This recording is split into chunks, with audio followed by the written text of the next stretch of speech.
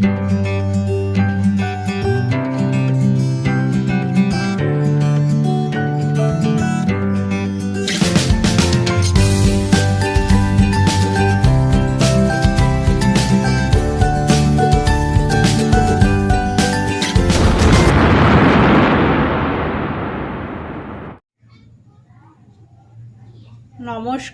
বন্ধুরা, আজ আমি তোমাদেরকে সন্ধ্যের জলখাবারের জন্য একটা খুব সুন্দর রান্না করে দেখাবো। সেটা হলো সুজির বল। বাচ্চা থেকে বড় সবার কিন্তু খুব ভালো লাগবে। তার জন্য প্রথমে আমি একটা কড়া নিয়েছি। কড়াতে আমি দেব 1.5 বাটি মতো জল। আমি এখানে মিডিয়াম সাইজের বাটি নিয়েছি।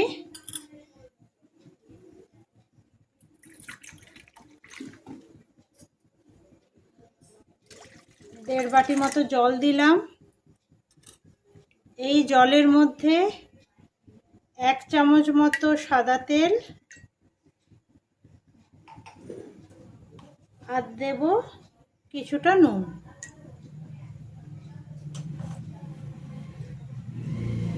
এরপর এই জলটা ফুটে উঠলে আমি এর মধ্যে সুজিটা দেব।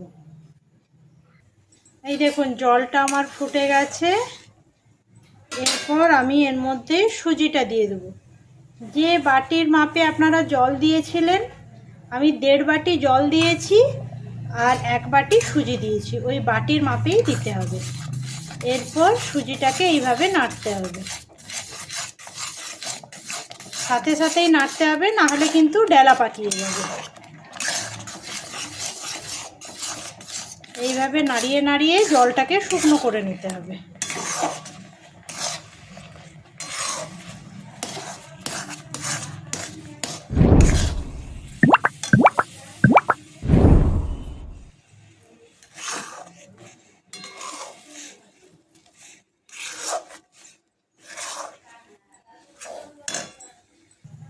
এই দেখুন সুজির গোলাটা আমার শুকনো হয়ে গেছে একদম জলটা।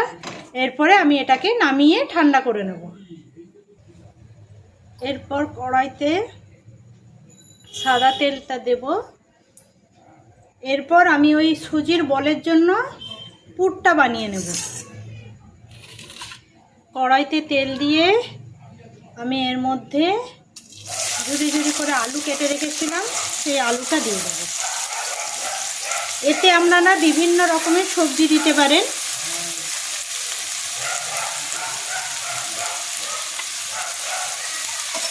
এতে বিনস, গাজর, আপনাদের যা বাড়িতে সবজি থাকবে তাই দিতে পারেন।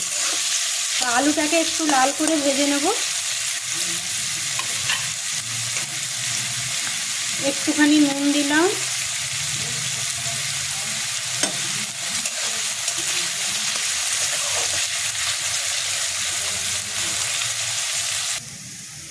এখন আলুটা মোটামুটি একটু সেদ্ধ হয়ে গেছে। এরপর আমি এর মধ্যে দেব গাজর কুচি।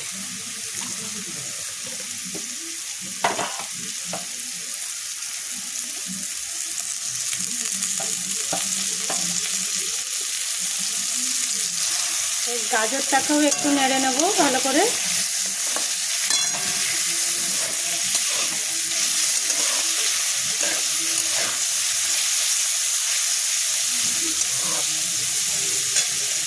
এরপর এর মধ্যে দেব পেঁয়াজ কুচি, কাঁচা লঙ্কা কুচি। আপনারা যে যেমন ঝাল খাবেন তেমন দেবেন। আপনারা এর মধ্যে ক্যাপসিকাম, বিনস সবই দিতে পারেন। আমার যা ছিল সবজি আমি সেই দিয়েই বানাচ্ছি। এরপর এটাকে একটু লাল করে ভেজে নিতে হবে। এই আলু ভাজার সময় একটু নুন দিয়েছিলাম, তারপরে এই সবজিগুলো দিলাম, আবার একটু নুন দেব।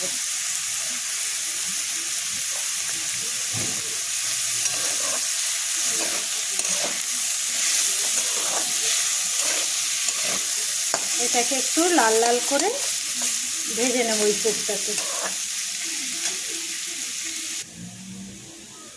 এই দেখুন আলু গাজরটা আমার ভাজা হয়ে গেছে। এরপর আমি সাইডে উঠিয়ে মাঝে একটু তেল দিয়ে একটা ডিম দিয়ে দিলাম।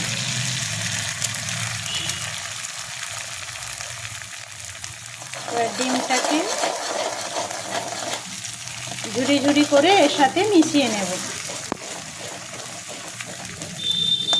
আপনারা যদি চিকেন পারেন তো চিকেনও দিতে পারেন, বা কেউ সয়াবিনও দিতে পারেন।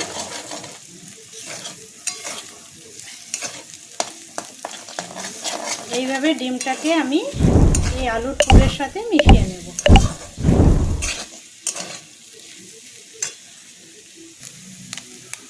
এই দেখুন পুরের মধ্যে আমার ডিমটা মেশানো হয়ে গেছে ঝুড়ি ঝুড়ি করে। এরপর আমি এর মধ্যে একটু হাফ চামচ মতো একটু শাহি গরম মশলা দিলাম। আপনারা চাইলে ধনেপাতা কুচিও দিতে পারেন। দিয়ে এটা মিশিয়ে নিয়ে আমি এবারে নামিয়ে নেব পুরটাকে।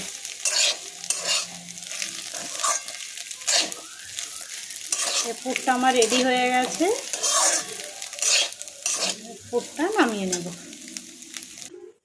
এই যে আমি সুজিটাকে রেডি করে রেখেছিলাম ঠান্ডা হওয়ার জন্য। এই যে সুজিটাকে এবার হাত দিয়ে এইভাবে মেখে নিতে হবে।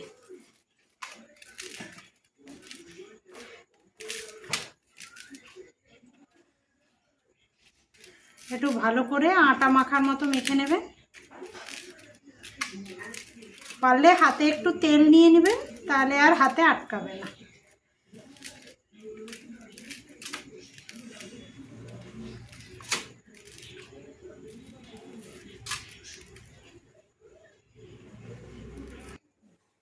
এই দেখুন সুজিটাকে আমি এইভাবে মেখে নিয়েছি। সুজি থেকে এই ছোট ছোট লেচি কেটে নিতে হবে। দিয়ে এইভাবে গোল করে মাঝখানে একটুখানি গর্ত করে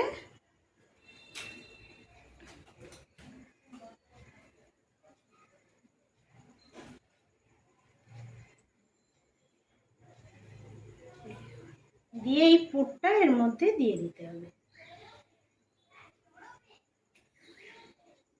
দিয়ে আস্তে করে মুখটা বন্ধ করে দেবো।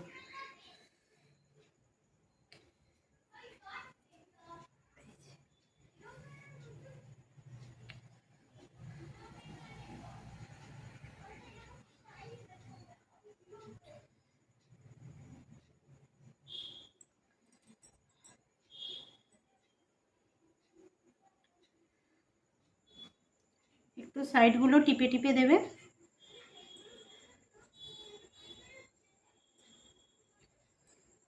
এই দেখুন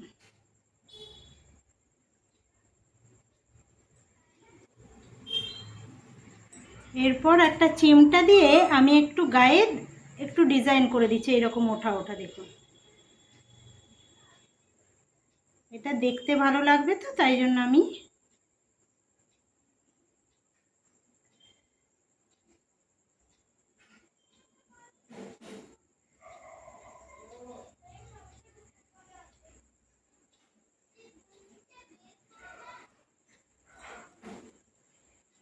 এই সাইডটা এইভাবে চিমটা দিয়ে একটু চেপে চেপে দেবেন। দেখবেন তাহলে সেই শিরা শিরার মতো থাকবে, খুব ভালো লাগে দেখতে।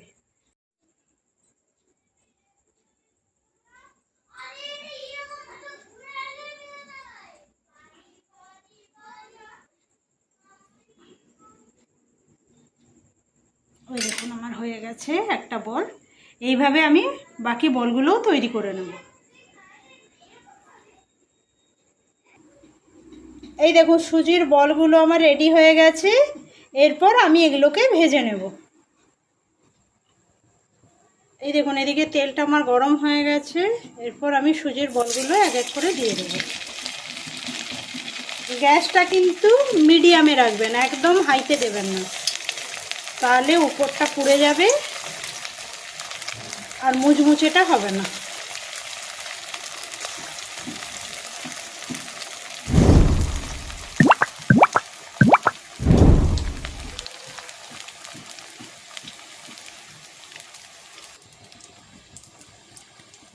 এই দেখুন সুজির বলগুলো এইভাবে লাল লাল করে ভেজে নিতে হবে। কতটা মুচমুচে হয়েছে দেখুন, একদম মুচমুচ করছে।